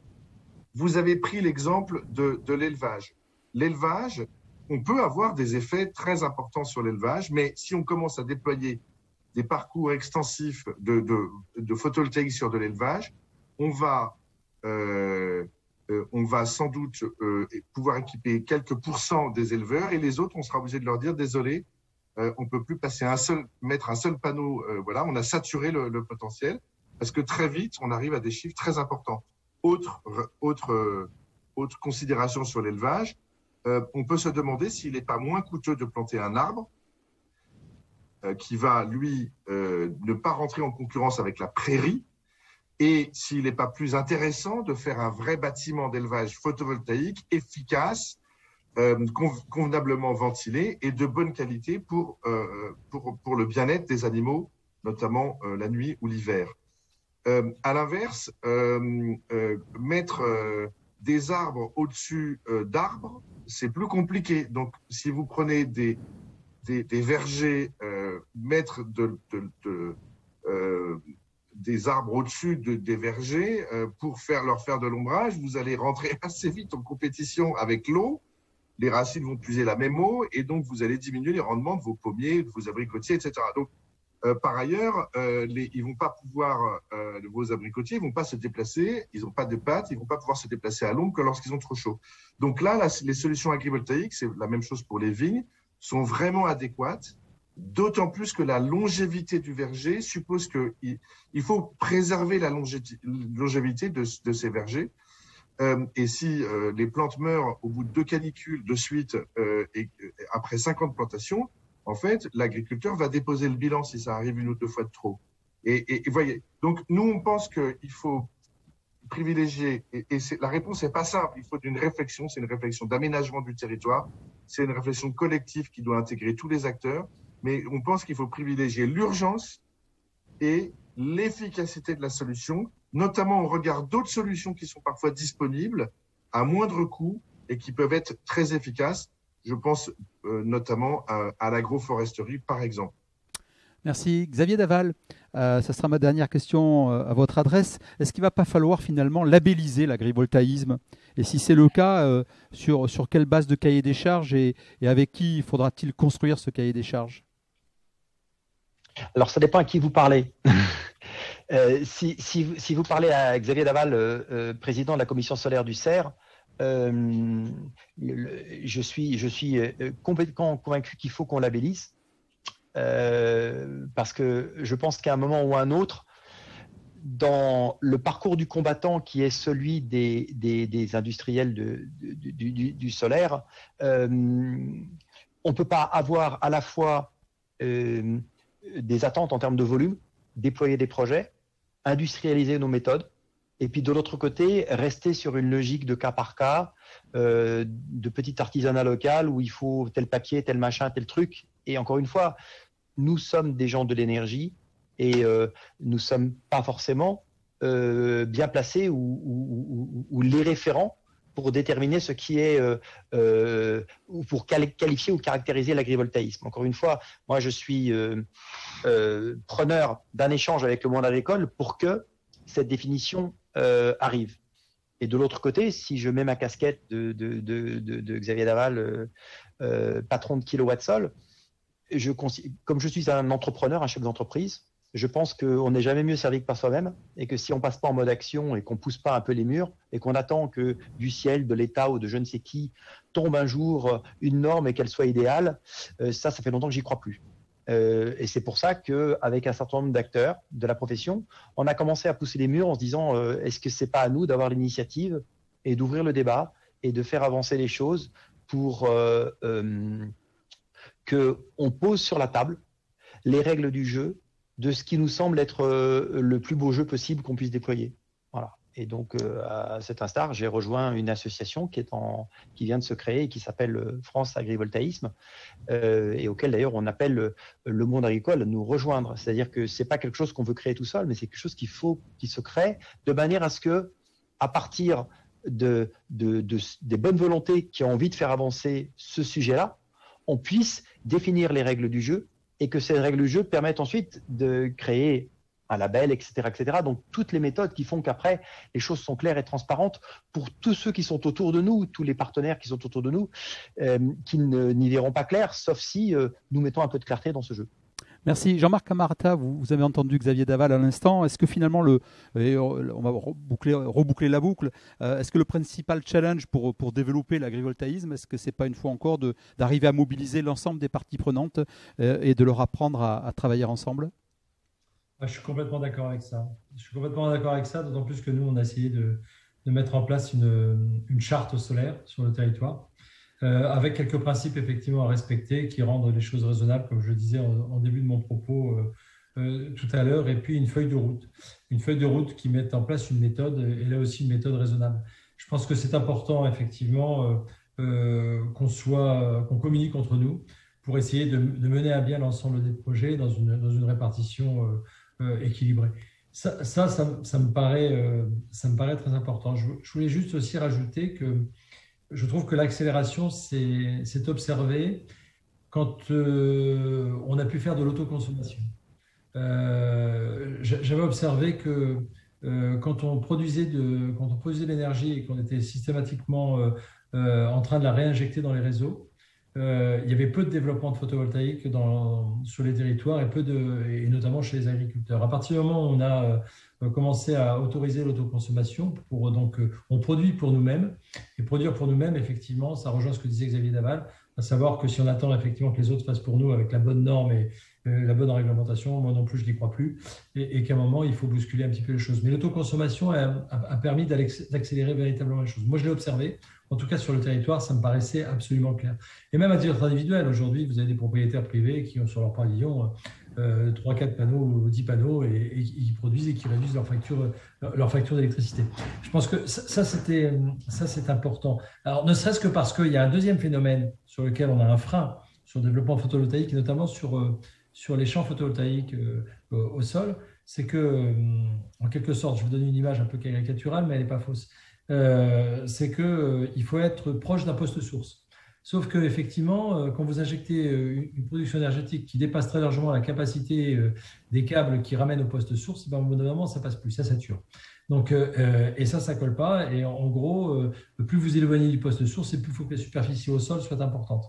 Ce qui veut dire effectivement que quand l'autoconsommation est arrivée, on a pu produire un peu plus d'énergie, mais il y a aussi quelques productions beaucoup plus limitées à taille humaine. Ce que moi j'appelle à taille humaine, c'est-à-dire des petites productions qui permettent de réinjecter dans le réseau sans qu'on ait besoin effectivement de relier le poste source tout de suite. Ça, ce sont des avancées techniques et je pense que c'est du calibrage en fait.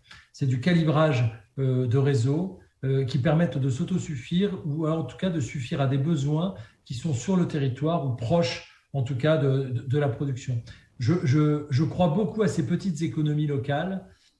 Ça rejoint les circuits courts de production, hein, on l'a vu à travers la pandémie. On a vu des productions agricoles qui ont fourni des intermarchés du coin qui ne le faisaient pas avant parce qu'effectivement, on avait cette possibilité à cause de la pandémie. Là, c'est pareil pour l'énergie. Je pense qu'effectivement, quand on produit à une échelle, effectivement, une échelle de territoire, une échelle territoriale comme ça, je pense qu'on peut profiter plus facilement et plus rapidement de ce qu'on est capable de faire. Ça me semble essentiel, vraiment. Merci beaucoup. Nous arrivons presque donc au terme de notre échange et avant d'ouvrir la séance de questions-réponses avec nos auditeurs, je vous propose une toute dernière séquence vidéo assez courte pour entendre à nouveau les candidats donc tête de liste régionale s'exprimer sur leur vision du développement des énergies renouvelables du photovoltaïque.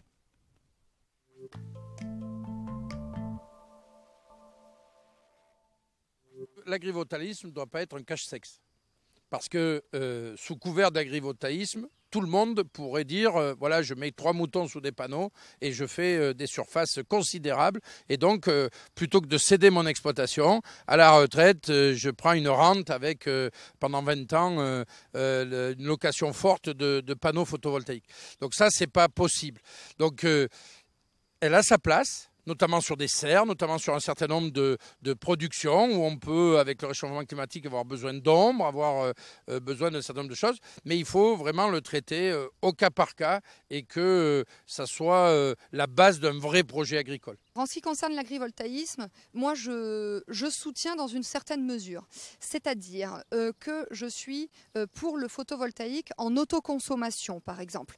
En revanche, je m'opposerai fermement, dans la limite de mes compétences bien sûr, à la suppression de terres agricoles pour installer du photovoltaïque. Et ça marche aussi pour la forêt. Moi, je ne veux pas qu'on encourage la déforestation pour mettre en place des photovoltaïques. Et aussi, je mettrai un point d'honneur à subventionner, à accompagner le photovoltaïque à partir du moment où celui-ci est made in France. Alors, l'agrivoltaïsme, ça devient un peu maintenant à la mode. Si je ne suis pas favorable à l'énergie éolienne et au photovoltaïque pour ses coûts, parfois même pour son mode de production en Chine. Et vous allez dire que je suis un peu archaïque, mais j'aime l'agriculture traditionnelle telle qu'elle se fait aujourd'hui. Il n'y a pas besoin d'y mettre des panneaux dessus. Mettre des moutons sous les panneaux, ça ne m'intéresse pas. Je les veux dans la montagne à la place des loups, à la place des ours. Et donc, vous avez compris que mélanger les genres, je trouve qu'on est en train de sombrer dans le verdâtre ou dans la verdisation. Mais ce n'est pas la tasse de thé, ce n'est pas ma tasse de thé. Je préfère une vraie agriculture qui se défend sur ses qualités et ses méthodes ancestrales, quitte à mettre un peu de progrès dedans. Mais arrêtons de tirer à vue sur les agriculteurs. Il se trouve que la Nouvelle-Aquitaine est la première région française en matière d'agrivoltaïsme et de photovoltaïsme. Je pense qu'on va avoir des changements importants, y compris sur la compacité des systèmes photovoltaïques. L'amélioration de la productivité des cellules va exiger beaucoup moins de terre, beaucoup moins d'espace. Il faudra faire très attention qu'il n'y ait pas ce conflit entre production végétale, animale, etc., et l'agriculture. Ce qui est plus inquiétant peut-être, c'est sur la forêt, parce qu'aujourd'hui on a des fermes énormes, et là il faudra qu'on soit extrêmement prudent. Nous avons du soleil et ça c'est une bonne chose, alors exploitons-le. Bien sûr il y a des toitures, c'est déjà un pan important de développement, parce qu'en agriculture, eh bien, en général, il y a beaucoup de toitures. Mais ce n'est peut-être pas suffisant. Il y a aussi des terres qui ont des valeurs agronomiques très faibles que l'on pourrait exploiter dans l'agrivoltaïsme. Et puis, tout simplement, je crois qu'il faut aller dans l'innovation. Développer le photovoltaïque sur des terres ne signifie pas qu'on ne peut pas exploiter ces terres. Donc, il y a des modes d'élevage, voire des modes culturels qui pourront tout à fait s'allier et se coupler au développement du photovoltaïque. C'est intéressant, il y a des technologies qui sont en train d'émerger aujourd'hui et c'est évidemment, je l'ai cité auparavant, comme pour la méthanisation, une possibilité d'avoir un complément de revenus pour l'agriculteur. On a un potentiel intéressant et c'est d'autant plus intéressant que ça ne se fait pas à la place de forêts que l'on défriche, ça se fait pas. C'est une possibilité de produire de l'énergie, mais il faut que ça se fasse sur des projets raisonnables et qui, encore une fois, ne rentrent pas en concurrence avec la vertu première de l'agriculture, qui est la production alimentaire. Donc il faut que ça se fasse en bonne intelligence, mais c'est une vraie piste, il me semble très intéressante, surtout qu'on a des technologies aujourd'hui qui permettent de faire des choses assez intelligentes. Julien Rouget, finalement, l'agrivoltaïsme, est-ce que ce n'est pas la solution pour développer une relation durable entre agriculture et photovoltaïque ? J'ai envie de dire, dans certains territoires, sous certaines conditions, oui. En tout cas, ça semble être une solution intéressante à creuser. On l'a vu avec nos différents intervenants, des intervenants qui sont ouverts, qui ont travaillé sur le sujet et qui ont réaffirmé une chose très importante à mon sens, l'agrivoltaïsme, qui est encore trop peu méconnu, mais en même temps c'est normal, on n'a pas de vraie définition, et d'ailleurs je salue le travail de l'ADEME sur le sujet. On a besoin de définir clairement ce qu'est l'agrivoltaïsme, et on a besoin aussi, ça a été rappelé par tous les intervenants, de ne pas tout mettre derrière l'agrivoltaïsme, de ne pas tomber dans l'effet d'aubaine. Ce n'est pas parce qu'on veut produire de l'énergie renouvelable sur des terres agricoles que forcément on va appeler ça de l'agrivoltaïsme. L'agrivoltaïsme, ce n'est pas juste un agriculteur qui fait du photovoltaïque. Ça a été rappelé tout à l'heure, au sens des jeunes agriculteurs, l'agrivoltaïsme, il doit y avoir une certaine synergie et on doit toujours garder la priorisation sur la production agricole. Alors, vous avez entendu comme nous les propositions des candidats, en tout cas leur position. Est-ce que ça vous paraît à la mesure des enjeux et en tout cas en phase avec les orientations que vous, représentants de l'agriculture régionale, vous souhaitez développer pour cet agrivoltaïsme ? Un point très important, oui, c'est qu'ils ont tous réaffirmé l'importance de garder les terres agricoles pour la production alimentaire. Et ça, c'est un point très très important qui est affirmé. Il faudra qu'il soit conservé dans les actes après, pour celles et ceux qui seront élus.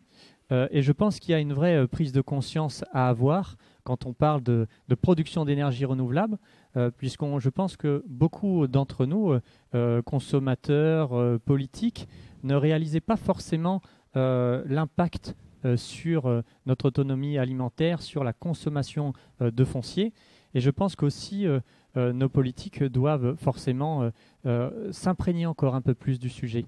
L'agrivoltaïsme, c'est quelque chose de très technique, de compliqué à comprendre au premier abord, mais c'est un vrai enjeu pour demain, comme ça a été très bien expliqué par nos intervenants. Donc on attend des engagements forts de nos politiques demain pour nous accompagner dans cette production d'énergie renouvelable. Merci Julien pour ces toutes dernières prises de position. Donc, nous sommes parvenus au terme de cet échange avec nos invités, que je remercie au nom donc, des jeunes agriculteurs de Nouvelle-Aquitaine qui étaient organisateurs de ce débat. Alors, on a reçu quelques questions ce soir par SMS. Je vous propose d'en prendre 4-5. Et en tout cas, pour celles qu'on n'aura pas eu le temps de traiter, je vous renvoie vers la page Facebook des jeunes agriculteurs où vous pourrez trouver les réponses aux questions qu'on n'aura pas eu le temps donc, de traiter. Alors, parmi les questions à l'attention peut-être de Xavier Daval. Quelqu'un nous dit, est-ce que les terres agricoles en friche pourraient correspondre aux 30 000 hectares nécessaires pour atteindre nos objectifs en matière de production énergétique avec le photovoltaïque? Est-ce qu'on va pouvoir, entre les toitures d'une part et les friches d'autre part, est-ce que c'est jouable? Alors, il y a eu une étude de l'ADEME qui a été faite sur les friches industrielles principalement, et qui arrivait à une démonstration que les volumes étaient là. Et nous, au CER, on a quand même remis en question le travail de l'ADEME, juste parce qu'il nous semblait que dans cette approche manquait le point de vue économique. Parce que malheureusement, la plupart de ces friches, si en volume correspondaient à la surface attendue, dans la réalité, les coûts de raccordement, la taille de ces friches, etc., faisait que ça aurait un impact important sur l'économie des projets photovoltaïques qui pourraient s'y déployer. En clair, souvent ces terrains, quand personne n'en veut ou quand ils ont été fortement dégradés, venir y travailler a des contraintes, notamment sur les coûts d'approche, de stabilisation, ou voire même les équipements nécessaires à porter pour venir y travailler. Donc, ce n'est pas aussi simple que ça. Mais encore une fois, je pense qu'il ne faut pas qu'on se batte sur le terrain. Je pense qu'il faut qu'on voit si on peut se rapprocher. Et notamment, je voudrais juste soulever un point que j'ai appris en échangeant avec les jeunes agriculteurs, d'ailleurs, parce que je ne l'avais pas compris, c'est que ce n'est pas une équation aussi simple. C'est une équation dans laquelle on doit discuter l'agriculteur et l'agriculture. Sur le même terrain, il y a les deux. Nicolas Tonnet, vous voulez rajouter un complément à ce que vient de dire Xavier Daval sur cette question de... Oui, alors juste complément à Xavier, puis complément également à ce qui avait été dit par côté jeunes agriculteurs.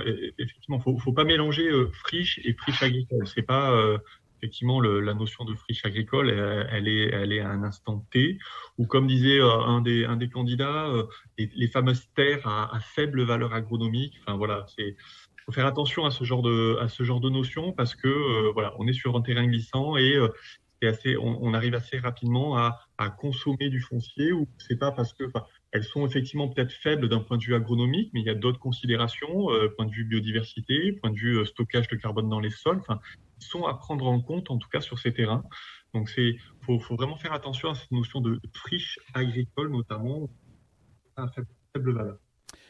Xavier, effectivement, juste pour un élément, il y a cette étude, et c'est clair, c'est le nerf de la guerre, un petit peu cette donnée économique de l'accessibilité de ces terrains.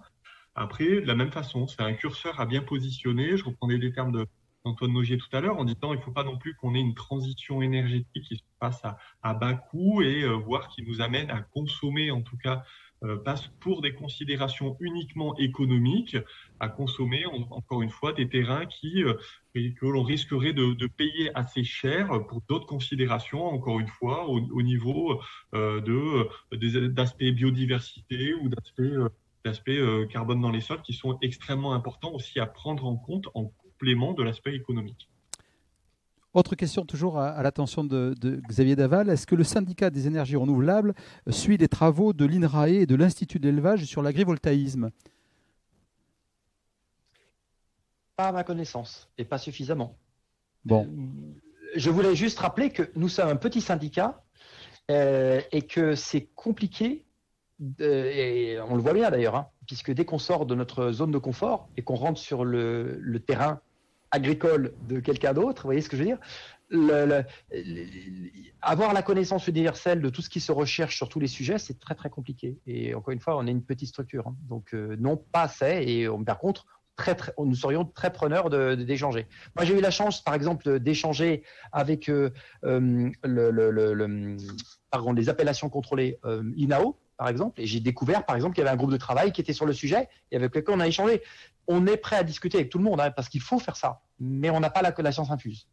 En tout cas, il me semble, Julien, que c'est vraiment un des messages de la soirée, hein, cette nécessité, cette obligation de rassembler toutes les parties prenantes et d'échanger. Exactement, une nécessité, et c'est avec un grand plaisir qu'on voit justement les différents acteurs prêts à travailler ensemble et surtout qui disent, comme vient de le dire Xavier Daval, on n'a pas la science infuse. On a besoin de travailler tous ensemble et de se mettre en complémentarité sur nos connaissances. Et ça, c'est très important. Je reviens sur l'histoire des friches parce qu'on a une question à votre adresse, Julien. Est-ce qu'il ne vaut mieux pas prioriser la remise en culture des friches plutôt que d'aller installer du photovoltaïque sur ces mêmes friches ? C'est ce que je disais tout à l'heure. Là aussi, il ne faut pas qu'on tombe dans cette caricature de dire aujourd'hui c'est une friche agricole. Forcément, demain, ça ne pourra plus retourner à l'agriculture. Non, évidemment, on doit prioriser le retour à l'agriculture quand c'est possible, bien sûr. Merci Julien. Il est 19h05, il est donc temps de conclure. Merci à toutes et à tous pour votre participation. Merci encore à tous nos intervenants. Et rendez-vous donc sur agriweb.tv pour visionner ou revisionner donc le débat en replay dans son intégralité. Bonne soirée à toutes et à tous.